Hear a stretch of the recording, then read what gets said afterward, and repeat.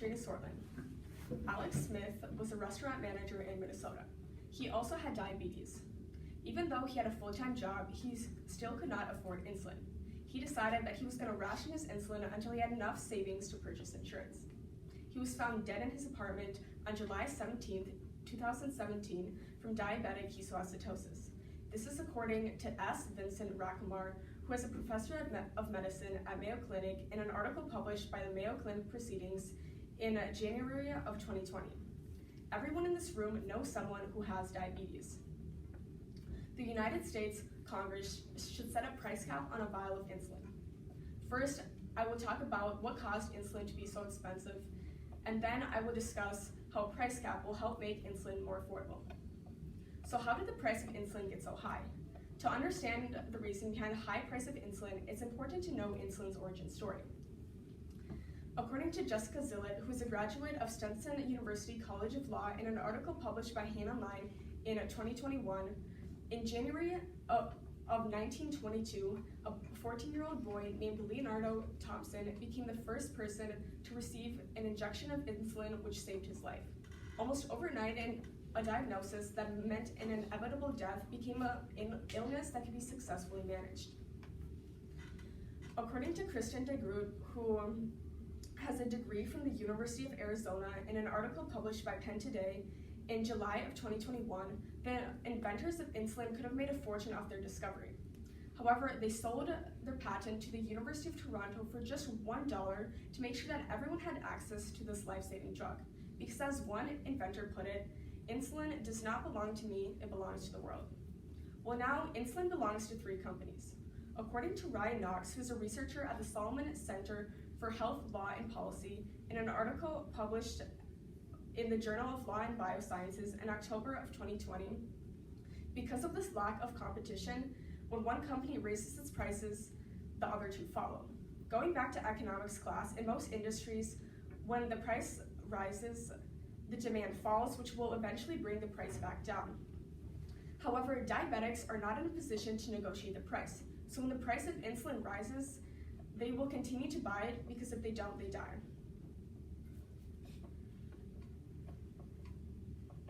Because if they don't, they die. So what does this mean for consumers? A vial of insulin that used to cost $21 in 1999 cost $332 in 2019. That is more than a 1,000% increase in price. Also, the second largest cost of Medicare Part D is insulin gargling, which is a type of insulin. So even if you don't personally have diabetes, your taxpayer dollars are still going to finance these insulin companies' huge profits. So why does the increase in the price of insulin matter? Well, if people don't have insulin, people need insulin to survive. When people can't afford insulin, they begin to ration their insulin, which can lead to death. Alex Smith died only 1 month after beginning to ration his insulin. But Alex Smith's situation isn't a rare one. 1 in 4 people with diabetes ration their insulin. That means that in the United States, almost 2 million people are at risk of dying from diabetes simply because companies want to make more money. And this doesn't happen in any other developed country. According to Tyler Schneider, who's a faculty of pharmacy at the University of Toronto, in an article published by the Mayo Clinic Proceedings in March of 2022, the average American insulin user pays $3,000 more for insulin than the average Canadian diabetic. Insulin costs 10 times more in the United States than in any other developed country. Additionally, even though the US only buys 17% of global insulin, it accounts for 50% of the dollars spent on insulin. How can the government ensure that everyone has access to this life-saving drug? The best way to lower the price of insulin is to set a price cap. The reason this is the best solution is that the insulin market is a natural monopoly. A natural monopoly is a monopoly that exists because of the huge upstart cost which prevents other companies from entering the market. For example, Xcel Energy is a natural monopoly because there's a huge upstart cost in producing energy. However, Xcel Energy is highly regulated by the state of Minnesota, keeping our energy costs low. The insulin market is not. So because the insulin market is a natural monopoly, solutions to increase competition won't help lower the cost of insulin.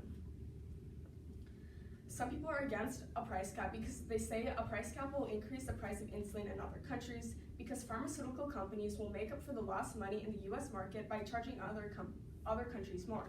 But this is already happening, except we're the ones being charged more. States are already making progress to reduce the cost of insulin. Colorado became the first state to legislate a price cap in 2019. According to Irel Hirsch, who is a professor of medicine from the University of Wisconsin, in an article published by the Lancet Diabetes and Endocrinology in September of 2020,